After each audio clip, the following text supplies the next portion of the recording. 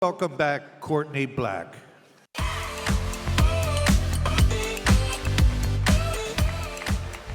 Well, there's a few more of you in the audience than there were this morning. It's funny what lunch will do, and a fabulous keynote speaker. So welcome back for our Luncheon Keynote.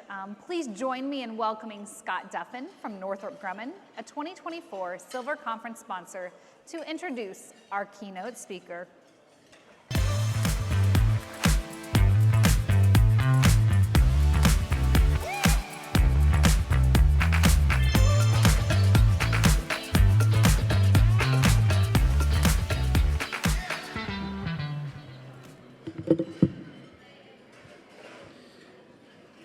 Good afternoon, everyone. My name is Scott Duffin. I am the Program Director for Northrop Grumman's Commercial Resupply Services Program. It's great to be here today. I want to thank the ISS National Lab, NASA, and the ISS program for including me in today's luncheon and the opportunity to introduce our keynote speaker.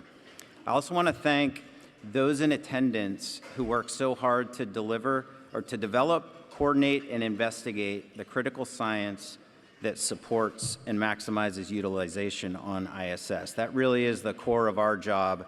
That's what we do on a day-to-day basis, is to support that and facilitate that. And we want to help you get your critical science and research delivered safely and quickly to the ISS. Our team has supported NASA's mission on the station through cargo resupply services for over a decade. We had our 10-year anniversary last year in September, and we're getting ready to launch our 21st resupply mission on Saturday. Happy to report everything's looking great for launch there. We're just watching the weather. So the evolution of our Cygnus spacecraft has mirrored NASA's ambition with the space station, allowing for more cargo space and adapting our capabilities for secondary missions. It's an honor to support the crew and deliver critical supplies and potentially groundbreaking science investigations. And now, it's my honor to introduce our keynote speaker. Stephen Bowen was the first submarine officer to be selected as an astronaut by NASA. He is a veteran of STS-126, 132, and 133. The STS-126 mission was the 27th International Space Station Assembly mission. The crew delivered equipment and supplies, as well as expanded the living quarters to house a six-member crew aboard the ISS. Steve launched to the ISS as commander of NASA's SpaceX Crew 6 mission aboard a SpaceX Crew Dragon spacecraft on March 2nd, 2023. After splashing down safely off the coast of Jacksonville, Florida on September 4th, 2023, NASA's SpaceX Crew 6 completed the agency's 6th commercial crew rotation mission to the International Space Station.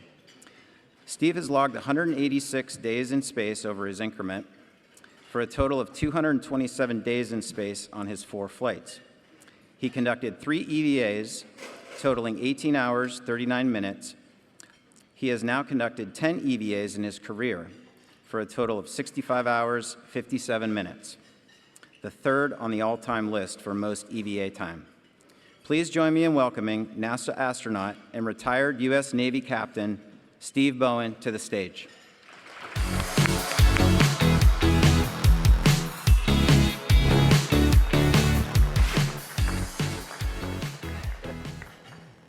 Okay. So actually, since I've been wandering around the past day and a half or so, I think I need to do a public, what do they call it? Public affairs thing? Oh, yeah, public announcement. It's just as a warning. So who here, and I'm going to interrupt your lunches, who here is 24 years old or younger? All right, stand up. I need to identify you. All right. So this is important. Look at these things, because really they're kind of a different species. As long as they've been alive, we've had people living in space. And I'm not sure really what that means, but I don't trust them anymore.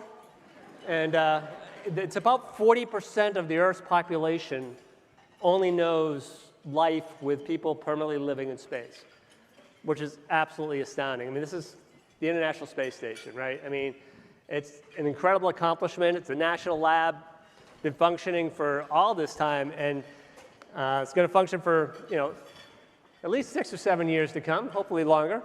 But that's not going to put the end to research, right? We're going to keep going. And, like I said, I've been wandering around for the past couple of days. I'm just going to run some. I got to see what they put up. They actually had a note up here to tell me to stay on the stage. So, so I've been back to Boston a few times through the years. I grew up here. But about 6 years ago, I did a thing at that technical school across the river there, talking to sort of early space entrepreneurs. And at the time I said, it is so exciting to be in a room full of optimists. Because, just 6 years ago, it was not fully real. The low Earth commercial industry, the opportunities to conduct research and just continue the work of the National Lab in orbit didn't feel as strong and real as it is today. You look around this room and you're like, oh my goodness, all these people, all this stuff. Our administrator, every time he talks, he likes to talk about the protein crystal growth experiment they did on his mission. And talking to people today, after 40 years, I mean, that is no kidding, real science providing, hopefully, real solutions to problems we have here on Earth. So much of what we do in research and development is not stuff that, you turn around the next day and it gives you an answer. Sometimes it takes years and years of growth and learning. And it's just amazing for me to be a part of it. A couple of other things I've noticed, just walking around, which is interesting. And I was talking to, I guess it's Dr. Strickland from Mass General today. And he made the comment, they're new, they kind of jumped on this past year or two. And he came here and he said, he was surprised at how small this community is. And I said, well, to me, this is large. This has grown so much. But the one thing he did say was but the enthusiasm is incredible. And I really think that's a huge thing that drives space research, the space industry. We all see the potential and the probabilities and the excitement of what can happen when we challenge ourselves to do this research in space. And that's just a great thing we feel here. And, I've been talking to a few peers that have been around a while. And we were talking about, NASA and the sort of, it's always been the way. Since I came from the Navy and I joined NASA 24 years ago, the excitement and the enthusiasm in the workforce, it's palpable. You get there, you meet amazing people, and you want to work there, and so many of us stay there for a long time. They couldn't afford to pay everybody that wanted to work at NASA, right? So, but that enthusiasm we see in so many other companies and so many other places now, and you got to sustain that, and that's really hard. And part of sustaining that is kind of a cultural thing in my mind. So as I said, I grew up here, and when I was a kid, which hopefully I won't say too often, Apollo was a thing, right? I actually watched the first moon landing as a small child, which I was a child. I was not an adult yet, no matter what they say. And it was incredibly exciting, but I often think that the greatest contribution from Apollo and hopefully from Artemis will be an entire generation that grows up to think that all this is actually possible and able to be done. And I look at, I'll call it my generation, and I'm just amazed at what has changed throughout our adulthood. Just think back 40 years ago when we were graduating from college, what has changed since then?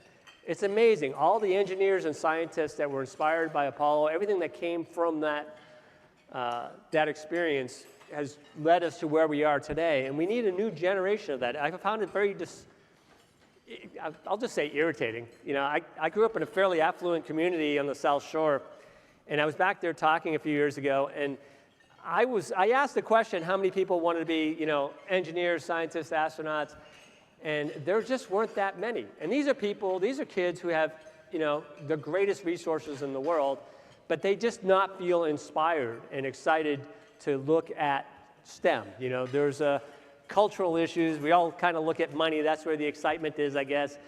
But we have to kind of get past that. And hopefully Artemis will inspire us and take us and get us a new generation of people to do that.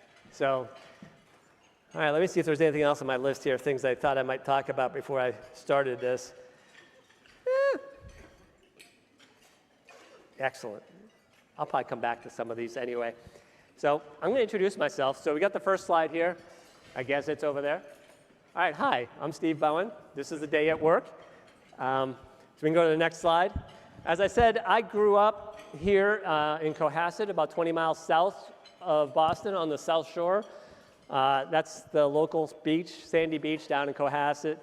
And one of the things I usually talk to students, and this is one of the slides I stop on and talk about because it may be, the legacy of Apollo. I was not necessarily, actually I was in the lowest reading group in first grade. So in the good old days, teachers would tell you where you stood.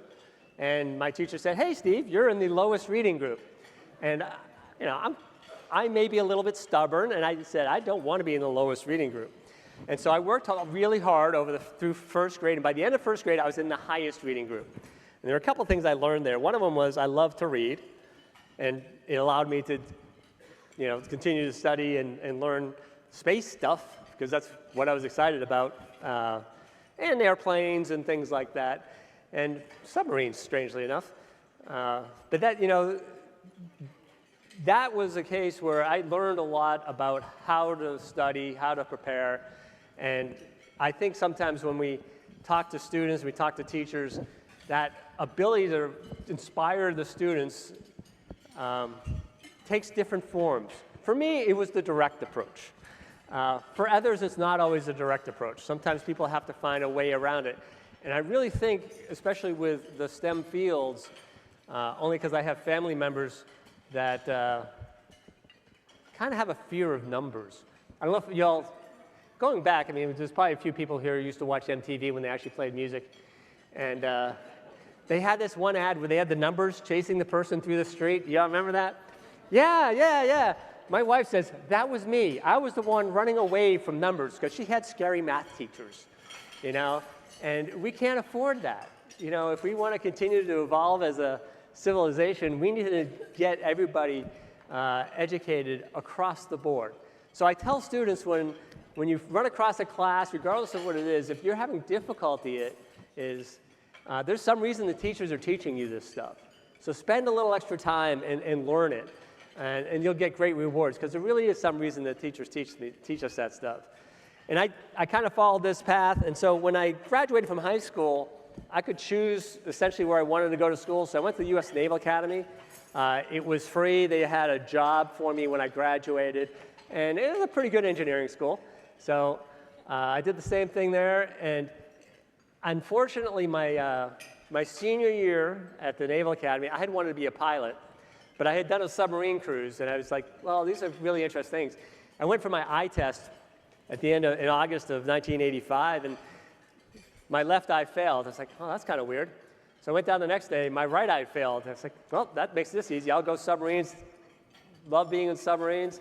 The irony, of course, was my roommate, because they waived the standards come October for service selection, and my roommate with glasses flew. So I'm still flying, so I feel I got ahead here, and I love being in the submarine force.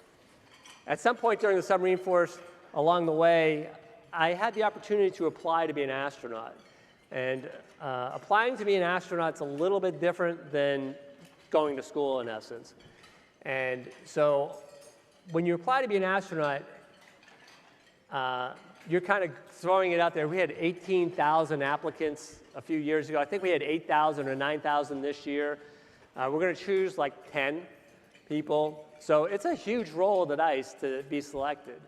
And one of my old crewmates, Stephanie Piper, used to say, what she tells people is, just apply. Just keep applying to be an astronaut. But don't build your life around it. So study what you want to study, get a job doing what you really enjoy, and then if you become an astronaut, that's sort of just, and if you enjoy being an astronaut, and everybody apparently enjoys being an astronaut, I seem to, that's just icing on the cake. But if you never become an astronaut, you're working in a field that you love and doing something that you find really exciting, and that's really how we should look at this as we go forward. So I did apply in 2000. I became an astronaut in 2000. We can go to the next slide. And it took 7 years before I was assigned to my first mission. And this was my first mission, SDS-126. In 2008, we launched, next slide. Actually, go back. Well, no, we'll go to the next slide. So our job was to bring up the MPLM, which is a resupply, and we were going to change the crew. We were going to make it so that the space station could support a crew of 6, well, actually technically 7, I guess, instead of the 3 that we had there at the time throughout the essential decade of the space station operations. So next slide. And we had Thanksgiving on board in 2008. So you guys are enjoying your meal. Our Thanksgiving was not quite the same as this. But I want to point out a couple of things. So let's see, there's some people you might recognize. So Eric Bowe is still in the office. Shane Kimbrough just flew a year or 2 ago. He was still in the office. If you look to the back left, well, you see Mike Fink there too. Mike hopefully will fly fairly soon. We'll see how that works out. Behind him is Don Pettit, who launches next month. And sometimes I get this question of, how old do you have to be an astronaut? Well, Don's 69. He hopes to turn 70 on orbit next year. And so clearly I've got some room ahead of me. And you guys just keep applying.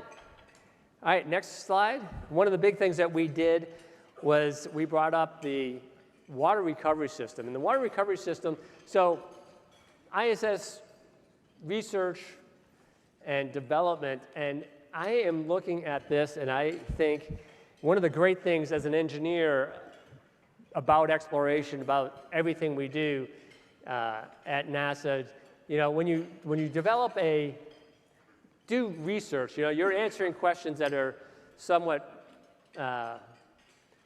not necessarily at this solving the engineering problem. We know we need water. Space shuttle is going away. It's what provides water to the International Space Station. So we have to find a way to recycle the water on board Space Station. And the system that came up, we installed in 2008. And our goal at the time was about 80% efficiency. I think we got it up to 90% or so. 98% recovery on our water processing system on orbit right now, which is absolutely amazing. But that technology, we never would have developed had we not had the challenge of the space shuttle retiring. And oh, by the way, some of the things we learned from that allow places in the world to have clean water that never had clean water before. So when you challenge yourself with exploration, people often say, well, that's taking place in space. But the feedback, what you learn in space, comes back down to Earth and makes life better here on Earth. And that is really the purpose of the research as well. And we'll talk about that when I get to my Crew 6 video. Next slide. So the other big thing we had to do is we had to repair the starboard Sarge. Everybody know what the starboard Sarge, this is a giant solar array, rotates 360 degrees every time we circle the Earth, all 16 times a day. And it was failing. And so here it is, my very first spacewalk. It's the most complicated machine mankind has ever built. And I'm going out with a grease gun and a cloth wipe. And I always use this as an example is, sometimes we have really complicated problems. And if you step back and you look at it, and this is true of even the research we do, I think there's a image on our video that might relate to this. If you just step back and look at it, there's sometimes very easy solutions or easy ways to check and do the research that we need to do. Next, SDS-132. So this was the last flight of Space Shuttle Atlantis. When we were assigned, it was going to be the last flight of Space Shuttle Atlantis.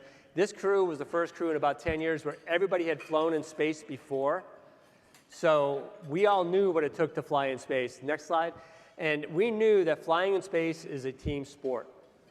You know, we're just kind of the people you see floating around on orbit, but really it's all of you working real hard to allow this to fly in space, not just the operational side, but to do the research and to do the science. This was a fun day. We went out to Minute Maid, borrowed the Minute Maid Park, had some Astros there at the time. It was a cold day, and we had a lot of fun. But our training team, there was actually a flight on orbit, and really appreciated a lot of them came off of shift and came out to the ballpark to be with us there. I think we were the only people who were warm, and that was a lot of fun. But really, next slide, what we were trying to illustrate is that every time you see people in mission control, next slide, there's really a whole team of people behind the scenes that you don't see. And so that larger community of how we operate Space Station is really important for people to understand. It's not, you know, nobody does this on their own. Next slide. So I was actually, we got back from Atlantis. They added another flight, so it became the second to last flight of Space Shuttle Atlantis that I had just flown on. But they told us that, hey, there were no more Space Shuttle flights to be assigned.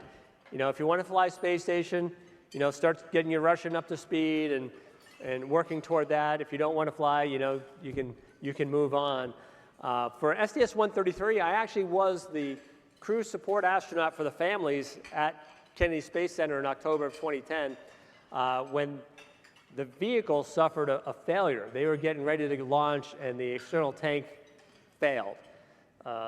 It's a pretty amazing engineering story if you ever want to look that up.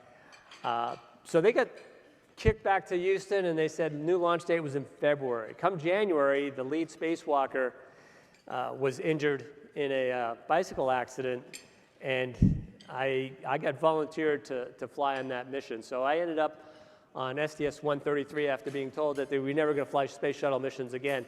And usually when I talk to kids about this, I ask them, you know, what do you do with that information after you take a test? I know you're all adults, right? You would never do this. You would never just learn something, take a test, and then dump that information, right? Nobody's ever going to do that. We all know better. Well, fortunately, I had not dumped all my shuttle information, and I was able we were able to successfully fly. All right, next slide. And so this is what Space Station looked like then. It doesn't look quite like that now. We don't have ATVs anymore. But you know, that was, and we don't have HTV anymore. Actually, now I can say that. We'll have a different form of HTV next year, we hope. But this is a space station. It's huge. It's an amazing, amazing facility. And I did 3 space shuttle flights before I got my first increment. Next slide. And I was really looking forward to having the opportunity to fly an increment on Space Station because I had been talking, I think I pretty much talked to every single crew that had ever flown on Space Station at some level. And the thing that I was really looking forward to was doing the science, doing the research. Because I had never, on a space shuttle flight, I'd done, you know, little bits of experiments, but never really had spent that time to really be invested over the whole duration of the flight with the science. You're living in a laboratory. So next slide. Oh, this is my crew. I should probably introduce them. So I'm in the bottom there. Then you see Sultan Al Nayadi, who was the second United Arab Emirates astronaut, the first long-duration UAE astronaut. To my left, I guess, is Andrei Fadayev, who was the cosmonaut on our crew. And Andrei was, I mentioned I was in submarines. His job in the Russian military was to hunt submarines. They could never find me, so that was fine. He had some other things so he told me, so we scrubbed our first attempt to launch as Crew 6. We scrubbed at 2 minutes and 40 seconds. And we're coming down, heading back to crew quarters. And Andre says, I'm sorry, guys. And we're like, what are you talking about? He goes, well, it took me 2 times to get into the military, 2 times to apply to be a pilot. It took him 2 times to pass his check ride. It took him 2 times to pass to become an astronaut.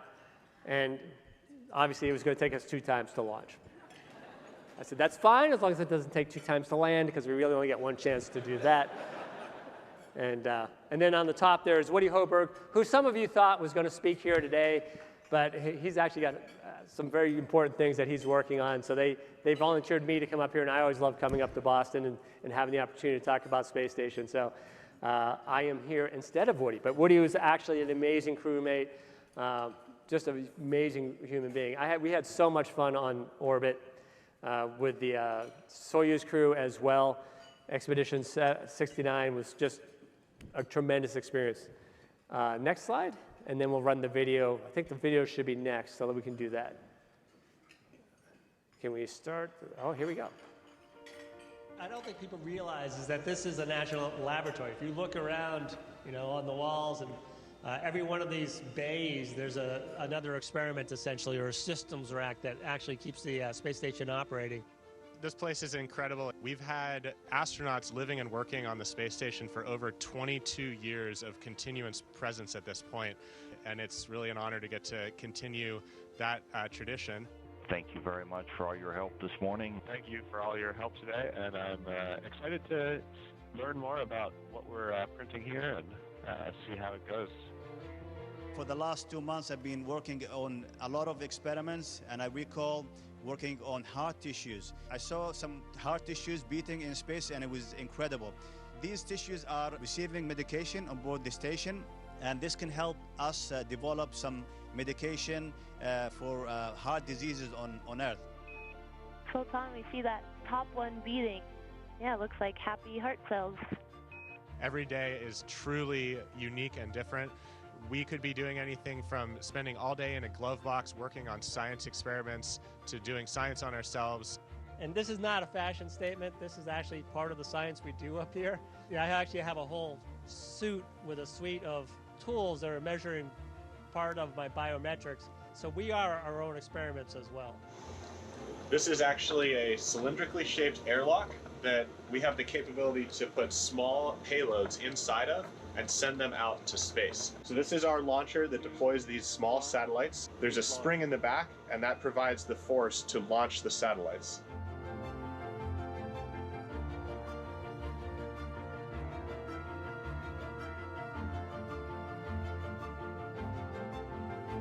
I think humanity has an innate desire to explore.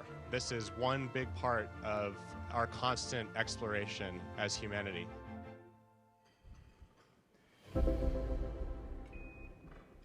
So I know we talked to we had the Genes in Space, winners up here earlier. Any of the Zero Robotics students here today?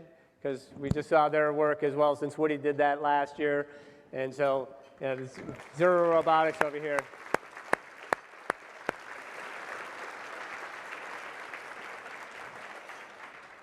And so really having that opportunity to work with the research, whether it be, they wouldn't let me play with Zero Robotics. That was really Woody and Sultan. I think they needed a gentler touch than what I'm capable of, I guess. But that opportunity to work with the science, and there's hundreds of experiments going on all the time on orbit. And some of it, we have our hands on. You saw those experiments. And that, we cost money, obviously. When you're at that level. We are our own experiments. You actually saw me playing with my own blood, just so you know what I was doing there at the table. But then there are others that we interact with at a different level to maintain and keep going. And then there are others that they show up, they run, we turn them around, we send them back down. So the level of research, the level of what we can do on Space Station is so varied. It's an amazing place, and we really need to use, learn how to use that environment to sort of extend our knowledge. So there was a cylindrical pizza person here yesterday. I argue for the spherical pizza, but they're both basically taking advantage of that space environment, the vacuum of space. We built a human meniscus. We printed one. As part of one of the experiments that you saw actually Woody playing with. It made it home, despite the fact I really needed it in my right knee. And I did have 2 doctors on board when we were sending it home. So that would have been nice. And so I'm really excited to be here today. I could babble on forever, but somebody just held up a sign that says wrap it up. And I don't know if we have time for any questions or we got questions? There we go. Just one question. Oh, okay. Before we wrap it up, could you tell us a little bit about sleeping in space and Yes. what that's like? Well, somebody asked me yesterday, there's research going on, or proposed research about sleeping in space and looking at how to just make it easier to sleep in space. I sleep an hour more in space than I do on Earth. Not all of my crewmates had that issue, so if we go to the next slide, this was not atypical of what people have to do to sleep in space. So that's one of our sleeping bags. You strap your head to a pillow, put eye coverings on. You see people with earplugs. That is basically how you sleep in space. And looking at medications and how people basically treat themselves to sleeping in space is valuable research. We know it's a very important, I think we've all learned the value of sleep over the past 20 or 30 years. It seems like there was a tremendous growth in studies of that. Well, we need to know how to sleep in space, not just to learn how to sleep in space, as I've said. It'll help us understand what allows us to sleep and obviously become more productive here on Earth. So I'm just going to wrap it up because I guess I'm out of time. And but you can probably be able to find me if you have any other questions out there. And it's just so exciting for me to be here today, to have the opportunity to talk to all of you. It's, in 6 years, so much of this has become a reality. And as we're going forward beyond 2030, beyond the retirement of space station, the research is going to continue. It's just an incredible opportunity for humanity, and culturally, and our civilization needs to move on. One last story, just because I can't help myself. So on STS-132, we installed an antenna on top of the Z1 truss, KU antenna. And so Garrett, he's on the arm. They take him away, and they say, Steve, stand by. And I'm like, oh, this is not fun. Whenever the ground tells you to stand by and you're doing a spacewalk, it's going to be a while. So I attached myself to the side of the antenna. Here I am on top of the space station. I have the world passing below me. I'm looking aft over the International Space Station. The whole Russian segment's below me. And all I could think of is, how the heck did I get here? I grew up literally carrying buckets of cement. That was, my dad laid tile for a living. I mean, it was highly motivational, I grant you, to have done that young so that when I got to college, I wanted to stay in college. But, I'm just a guy. I'm just a normal person. But this opportunity to, that we provide, this research, this civilization, that when we work together, what we're able to accomplish and what we're learning is absolutely amazing. And every single thing, everybody that contributes to the research that we're doing, it just makes life better here on Earth. And like I said, it's humbling. And I know Stephen Hawking, John Young, they tried to retire John Young like 5 times while I was there. They may have tried to retire him before I got there. But he used to come in every so often because he was, and he would say, single planet species don't survive. So, maybe in a few thousand years, maybe in 100,000 years, whatever, the research that we're starting now is going to allow us not just to make life better here on Earth, to extend life here on Earth, to extend our opportunity to live here on Earth, but at some point we're going to have to leave.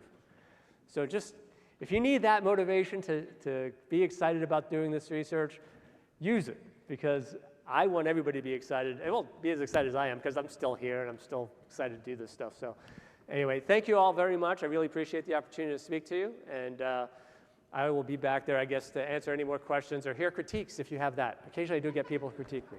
So.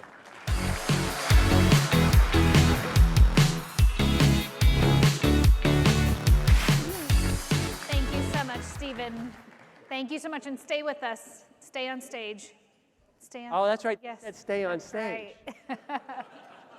Because, Again. yes, I'd love your help in presenting our final group of awards.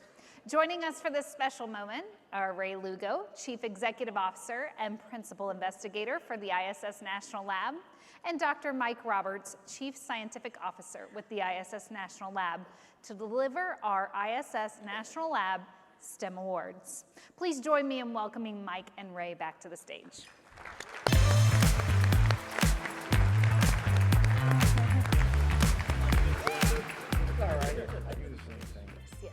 All right. Each year, the ISS National Lab honors outstanding educators who utilize ISS National Lab's Space Station Explorers partner programs to revolutionize space-related education for their students. These educators seamlessly integrate space station-related activities into their classrooms, inspiring countless others to follow their lead. Our first award, the Space Station Explorers Exceptional Educator Award, goes to Lisa Werner from Dooseman, Wisconsin.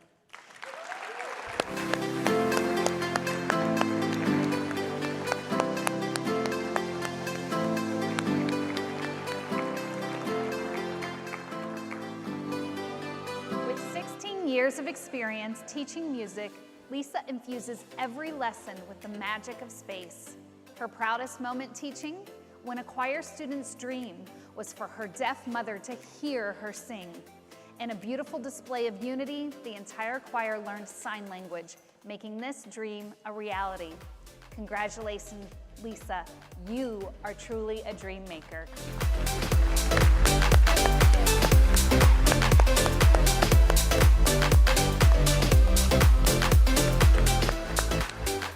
I'm gonna call an audible here, and I'm sure my Marcom team loves that. Ted Tagami, are you here? Yes, can you come up to the stage, please, to help with this next award? All right.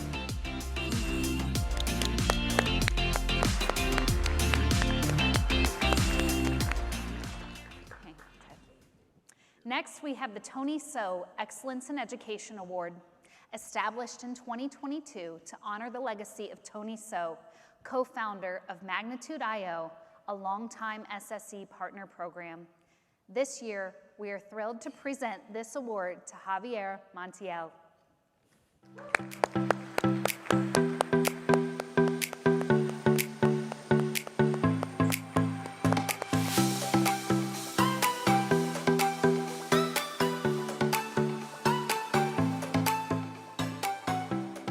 Javier exemplifies the thoughtfulness, intelligence, and kindness that Tony So embodied throughout his life. Introduced to Magnitude.io and their ExoLab experiment by Tony himself, Javier has since impacted thousands of students and educators in Central and South America, as well as his high school district outside of Houston, Texas. Since 2007, Javier has tirelessly brought meaningful experiences to educators. Congratulations, Javier.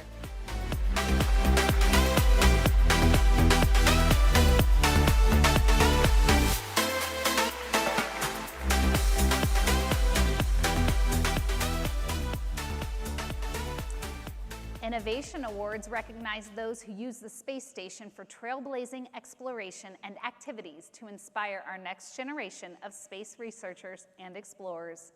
An innovation in STEM education and workforce development goes to Frank Bauer of the Amateur Radio on the International Space Station, or ARISS, for ISS Ham Radio.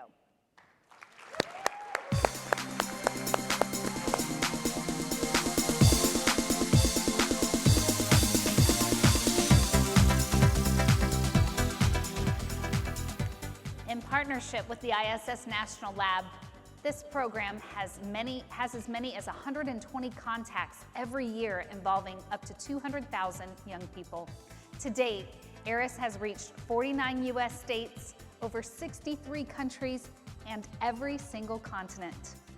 It enjoys tremendous local support with in-kind volunteer service hours valued at more than $5 million. Thanks to Bauer and his team of dedicated and passionate employees and volunteers, young people around the world have had the inspiring experience of talking to an astronaut in space. ARISS plans to transition to Gateway to continue inspiring generations to come.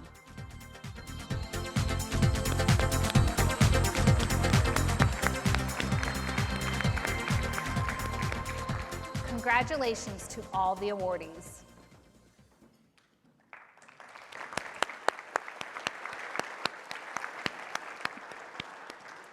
And what a great way to wrap up our time together at this year's conference, celebrating members of our diverse and truly innovative community. Now you'll all be heading back home and out to your final day of technical sessions. We'd like to thank our technical session sponsor, Airbus US Space and Defense. Use the conference app or check out the signs to get details on today's topics and presenters. As we conclude this incredible week together, I want to express my sincere pleasure in having had the opportunity to spend this time with each and every one of you. Each of you brings a unique and integral perspective to space-based research and development, and your contributions are making a profound impact on lives across the globe and in low Earth orbit. Together, we will travel farther, reach higher, and achieve incredible accomplishments. Before we part ways, I kindly ask you to take a moment to fill out the conference survey that was just emailed to you. There's also a link to the survey in the conference app. We want this event to be truly yours, one that aligns with your R&D goals and is worthy of your attendance. A special thank you to our 2024 sponsors, Boeing, CSS, VAST, Airbus, KBR, Leidos, Northrop Grumman, Redwire, and Voyager Space, as well as our marketplace sponsors, Aegis Aerospace, Bioserve Space Technologies, ESA Space Rider, JAXA, Space BD, Space Forge, Techmasters Inc., Teledyne Brown Engineering, the Exploration Company, and the University of Florida Estrella Space Institute. We'd also like to thank our special event sponsors, the Aurelia Foundry, Generation Space, Barrios, Rhodium Scientific, JES Tech, Sofic Synergistics, as well as our amenity sponsors, Jacobs, Oceaneering, Orbital Reef, Varda, and Space Tango. This conference would not be possible without you. Thank you so much for joining us in Boston. We hope to see you in Seattle next year for the 14th International Space Station Research and Development Conference, being held July 28th through the 31st, 2025. It has been a joy having you here, and I am confident that you will continue to blaze a trail of research and discovery in the year ahead. Safe travels home, and thank you for making this a great conference. Take care.